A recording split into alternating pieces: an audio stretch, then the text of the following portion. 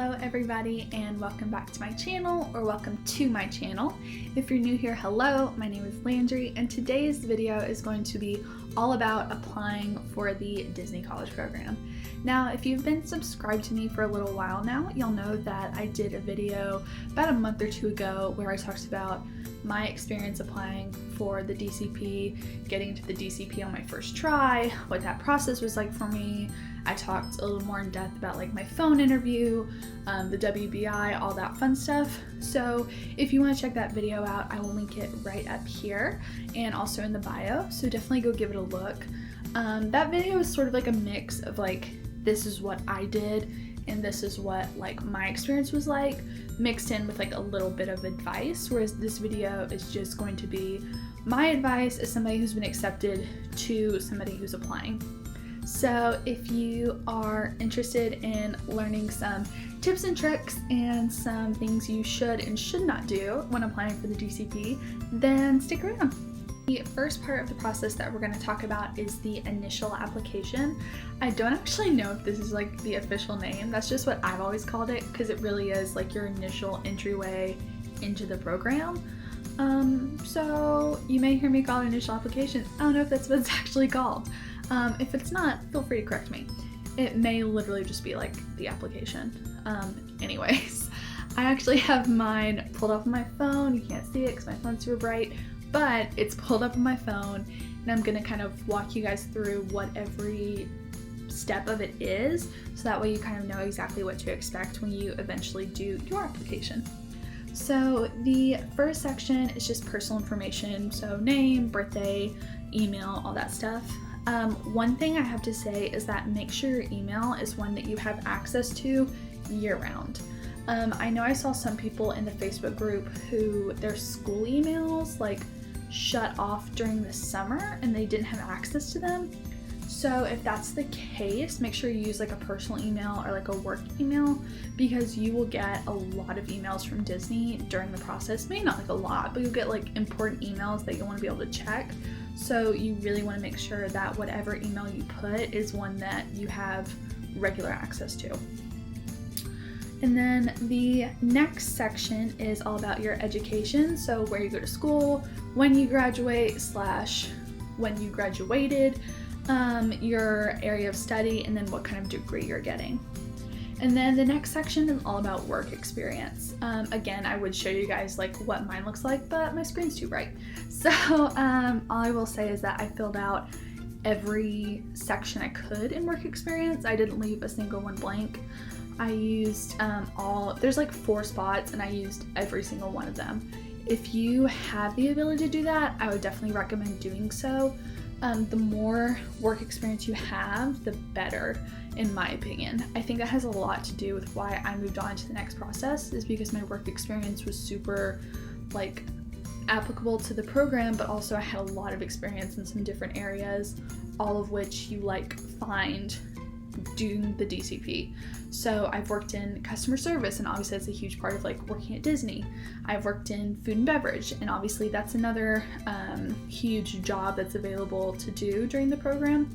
So yeah, if you can fill out all of the spots in the work experience, do it. That being said, when I filled mine out, I didn't do any keywords or really any like key phrases. A lot of people will tell you to do that because they think that by using those keywords and phrases, it automatically pushes you further into the process. A lot of people say this, so I'm guessing it's true to some degree, but like I said, I didn't, to my knowledge, use any keywords. Like consciously, I wasn't like, oh, this is what they said about this job, that's what I'm gonna put down. I didn't do that. So I don't think it's like super necessary, but you never know. If you want to do it, I don't think there's anything wrong with it, but if you don't do it, I don't think it necessarily hurts your chances, if that makes sense. So the next section is the eligibility questions. So it's just, are you 18 years of age or older? Are you currently a participant in the DCP? Are you enrolled in university? That kind of stuff, to make sure that you actually can participate. And then like a self-ID section where they just ask like how you heard about the Disney College Program, if you're a former or current cast member. And then this next section of the application is literally the most important section out of the entire application. This is not me exaggerating, this is me being 100% honest with you when I say that this section is the one you need to pay the most attention to. Like, look over everything 5 times, double check, triple check, quadruple check, just make sure that it is exactly the way you want it to be, because once it's done, it's done. So this section, that sounds so scary, but it like really is very important, and I'm gonna talk about why it's so important in like a minute or two. But first I'm just gonna kind of go over what the section is, what it's about, everything that's in it. So yeah, this is the program interest section. So they have an option for Walt Disney World and Disneyland. I just applied for Walt Disney World, so I don't know what the Disneyland section looks like. I'm sure there are videos out there that have that information, and I'm also pretty sure that it's very similar to the Walt Disney World information either way. But basically this section just asks, would you like to be considered for the DCP at the Disney World Resort? And I said yes, obviously, because that was the program that I was applying for, was specifically the Disney World program. But it's up to you, obviously, whether or not you're okay with being at Disney World. If you're not, you just put no. It asks what academic calendar your school follows. And then these next 2 options are very, very important. You pick whether you're interested in just the regular program like fall or spring, or whether you're interested in fall advantage or spring advantage. So you basically just rank your first choice. Mine was just fall, and the reason I did that was because I had prior commitments around like June, July that I knew if I did the program I wouldn't be able to do those commitments anymore, obviously because I'd be at Disney, and I didn't want to miss out on them because I spent a lot of money. It was like vacations and trips and things like that, and I didn't want to miss out on those. So that's the reason I just chose fall. But if you want to go for longer, if you want to have a longer program, then definitely do Advantage. Just know that you will have to miss out on things that you've already planned. So like Fall Advantage people would apply for Fall Advantage and get accepted, and they'd have a family vacation in like July, and more than likely you can't get off that many days in a row. So just like keep those things in the back of your mind, just be thinking about that and making sure that you're aware of what's going on in your life around that time. Now obviously things change, there are like accidents, things happen, but if you have something planned and you know like there's no way I can get out of this even from doing the program, then just apply for like a regular fall or just a regular spring program. Or if it's something like with your school, maybe wait and apply. But I don't know too much about that because I didn't have that issue. But if that's something that you're going to run into, definitely think about that. But then I asked you to rank your next choice. Again, I already had plans for the summer, so I couldn't apply for Fall Advantage, so I just said that I didn't have a second choice. So next is the big, huge thing I was talking about, the big, huge, important thing, and that is your role. So they have every role listed for the program, literally every role.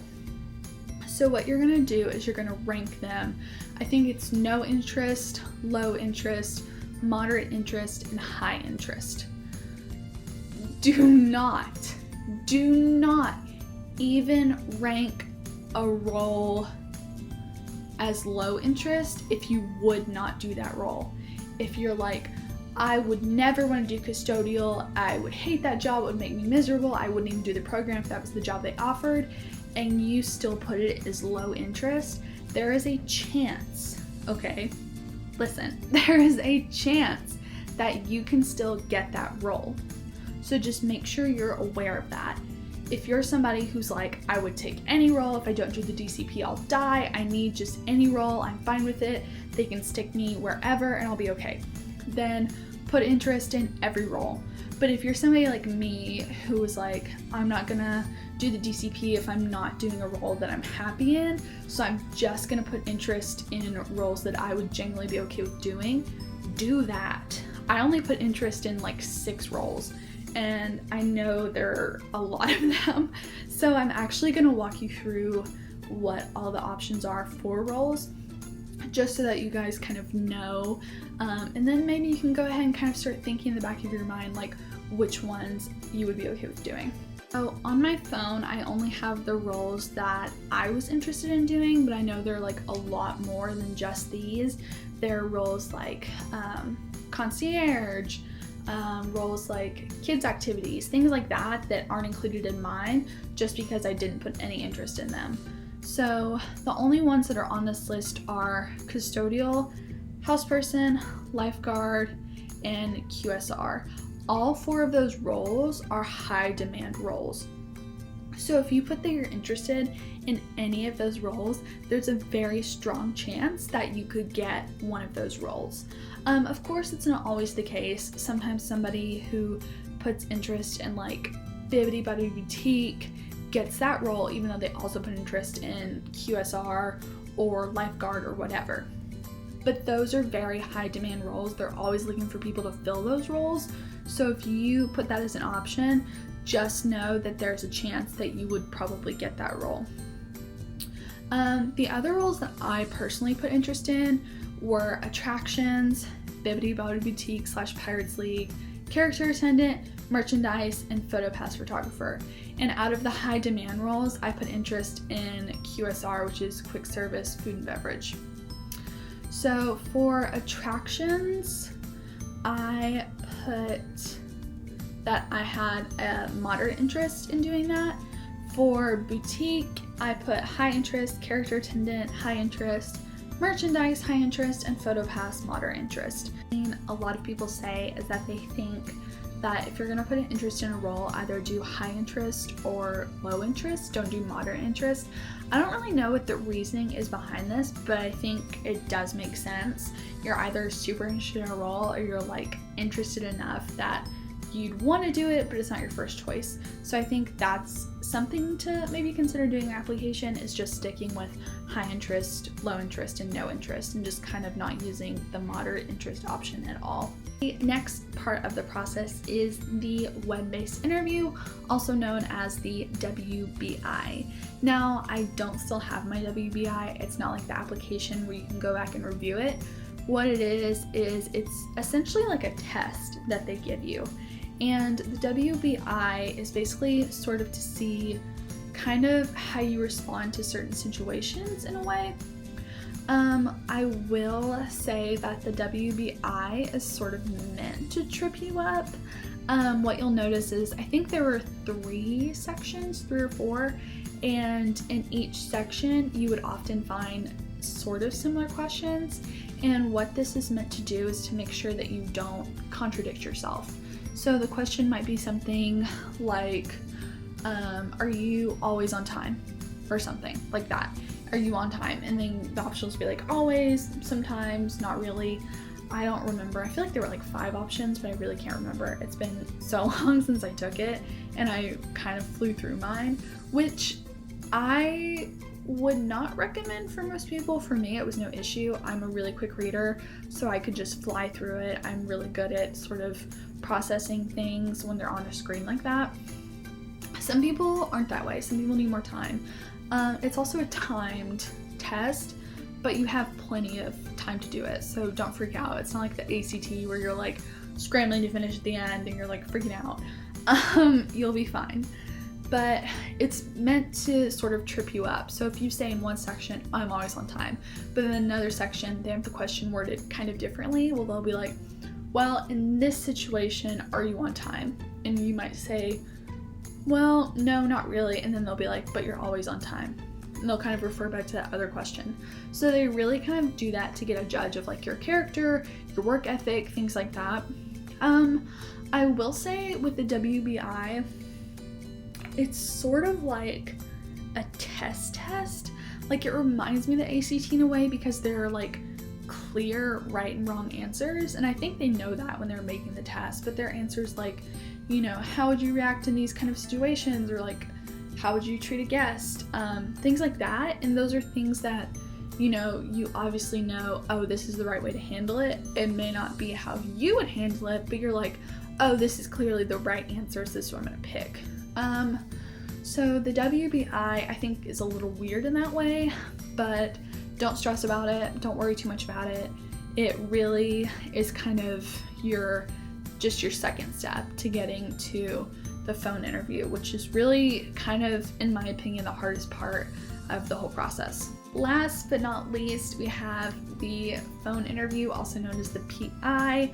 I don't know that I have a ton to talk about in this section, but basically what you'll do is after your WBI, for me it was like immediately after, like I passed the WBI and then they said, all right, time to schedule a phone interview. So I scheduled mine as soon as possible and I made sure to give myself plenty of time. Do that. Make sure you have plenty of time opening your schedule, because there's a chance they could call 10-15 minutes early or they could call 10-15 minutes late. So you don't want to just think, oh, my interview's at 10:30, which is what time mine was. You know, my interview's at 10:30, so I don't have to be ready until 10:30. I'm gonna go out and do stuff, and then at 10:30 I'll sit down and get ready. No, don't do that. Make sure you're ready at like 10:15. Like 10:15 on the dot, you would be ready to do that phone interview. It is very scary because I remember for me, I'd gotten out of class at like 9:50 and I was like, oh my god, my interview's in like 20 minutes or whatever. So I remember going back to my room and I, did whatever little things I needed to do beforehand. Like I got water, I made sure the place I had to sit was like super comfortable. I kept a good watch on like the time, and then when around 10:15 came, I knew, I was like, okay, if they called right now, I would be ready. And so I think my interviewer called at 10:20 or 10:25, somewhere around there. She was definitely early when she called, which was kind of nice. But yeah, just make sure that you are ready 15 minutes before, 15 minutes after, and they'll tell you that when you sign up for a time. It might be just 10 minutes, but I would just give yourself 15 so you're not like stressing. But the actual interview itself is not as scary as it sounds. That was definitely the scariest part of the process for me and like the most stressful, but it doesn't have to be.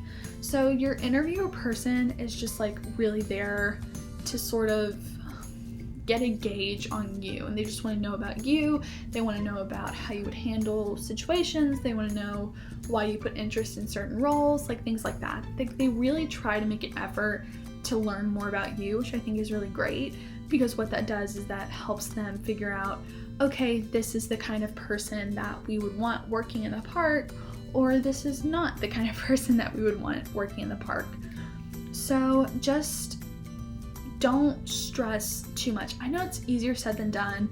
I know it's so easy to just panic during that whole interview, which is exactly what I did. But some little tips that I have, this kind of depends on the person, but what you can do is you can look up sample questions before. They'll only ask you questions about roles you put interest in. So if you only put interest in like attractions and quick service, they're not gonna ask you questions about custodial. They'll ask you, they'll be like, hey, would you be okay with getting roles outside the ones you put interest in? I said no. I was like, no, the roles that I picked are the roles that I would be okay with having. And that's okay. You don't have to feel pressured to lean one way or the other. Just be honest and be like, yeah, you know what? I was really, really picky. I would actually be okay with it. But also know that I feel like in that case, you wouldn't necessarily know what role you would get. So I feel like that's kind of scary. But I mean, hey, depends on the person. I couldn't do it, but maybe you're super down and you're like, I don't really care what my role is. But yeah, you can definitely look up sample questions. I feel like they help to some degree. And I say that just because I feel like reading too many sample questions can make you really, really nervous. The day before my interview, I had a friend come over and help me run through some questions. She'd already gotten accepted into the program for attractions. She had a really successful phone interview. Obviously, she got into the program. So she came over and like read off some questions for different roles that I put interest in.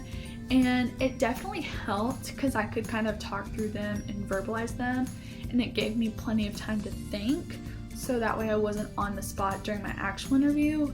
But also, when you do that, you run into the danger of sounding super rehearsed and not very genuine. So it's like a fine line between not being unprepared and not knowing what to say versus sounding super rehearsed and like you've known all the answers all along and not being very like genuine and real.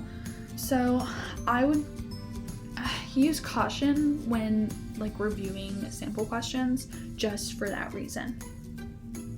Also, smile. I know it's silly because they can't even see you, but when you smile, you just kind of like feel better and they can really hear it in your voice. If you've ever talked to anybody on the phone and they're like smiling or they're happy, like you can tell, even though you can't see them, you know that they're in a good mood. And it's the same way for the recruiters. They know if you're smiling or not, or they know if you're in a good mood or not. So keep a smile on your face. What some of my friends did was they put a mirror like right in front of them and kind of forced themselves to look in the mirror. And so they noticed like, oh, I'm not smiling anymore, I'm gonna smile. So that's something that I think works really well. I definitely didn't do the mirror thing. And by the end of my interview, I was like, it was really, really bad. And I think it made me like more stressed.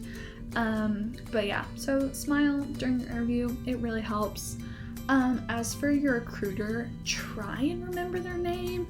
That way at the end you can be like, thank you, and like say their name, or like just like something where you like acknowledge like, oh, I heard your name, I wasn't just zoning out.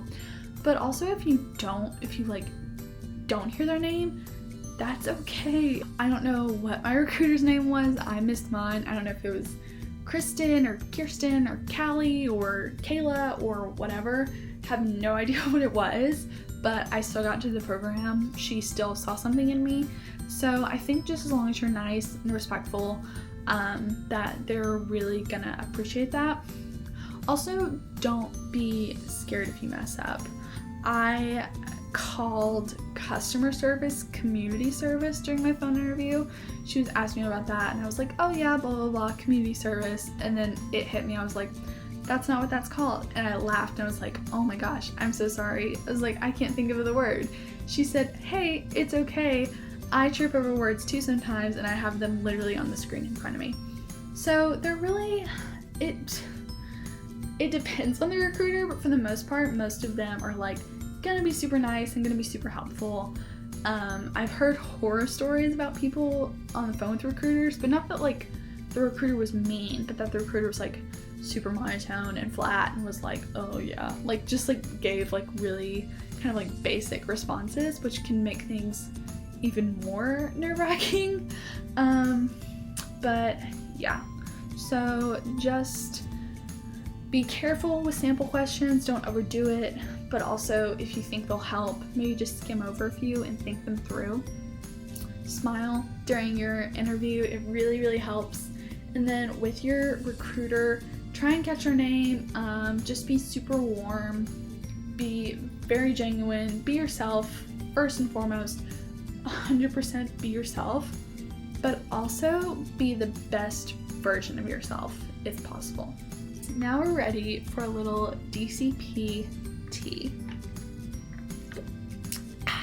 So my tea spill today, before I end this video, is about DCP and social media. So chances are, since you're considering applying for the DCP, or I'm assuming you are because you're watching this video, but if you're applying, then there's a pretty good chance that you've already found a Facebook group to join, that you followed all the recruiters on Twitter, that you kind of are really involved in the social media aspect of the program. And that's great. The Facebook groups are super helpful. Following the recruiters on Twitter is very, very helpful because they're really the ones with the very like real-time information. And if you aren't following the recruiters, I will link recruiter Christy's Twitter in the bio. She is probably like the #1 person to go to for information. She's the one that posts the most often. She's the one that kind of will keep all the CPs up to date on what's going on. So definitely recommend giving her a follow if you aren't already. And then as for the Facebook groups, I think they have their pros and cons. It depends on what you feel like doing. If you want to join a Facebook group and meet a bunch of people and find a roommate and get a lot of really accurate information, then I mean, I've loved being in mine because it's been so helpful. I've learned so much about the program. I've learned so many like tips and tricks, and I've learned what to pack, and I've learned, you know, these are things you should do when you're down there. Like, they just give you so much great information because it's real CPs, it's real alumni, it's real people who, you know, are very aware of what the program entails, and they're not gonna feed you any crap. Like, they're gonna give you the 100% truth, which is so great. That's a double-edged sword though, because, you know, there are also people in that group who spread misinformation, and people who are hateful, and people who say really awful things. And so it's this, like I said, it's a double-edged sword because you have this great access to so much helpful information, and then you also have access to really awful people. So it's just up to you to kind of navigate that. But I think all in all, the groups are very, very helpful. Like I said, I've really liked being in mine. It's provided me with so much information. And so, yeah, it's really just up to you whether or not you want to join. Just be mindful of the things you say in those groups. Be mindful of what you do. Be very cautious when dealing with people, because there are people in those groups who don't have the best intentions. There are people in those groups who don't really care about helping people who are applying, or just really, like I said, they just don't have good intentions. So just be mindful of that. And yeah, that is your DCPT. Guys, so that is it for today's video. I know it was a bit on the longer side, but I really wanted to be super, super detailed. I wanted to give you guys the best information that I had. And yeah, I hope this video was helpful, whether you're applying for the DCP or thinking about applying for the DCP, whatever.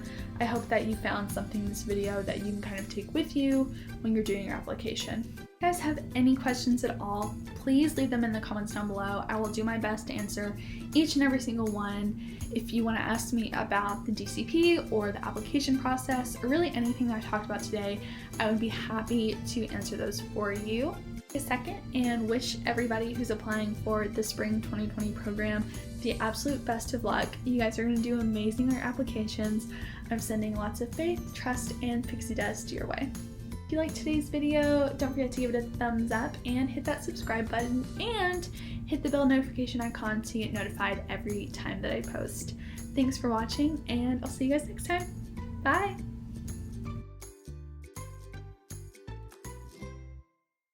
Sending lots of faith, dust, and pixie dust is what I was about to say.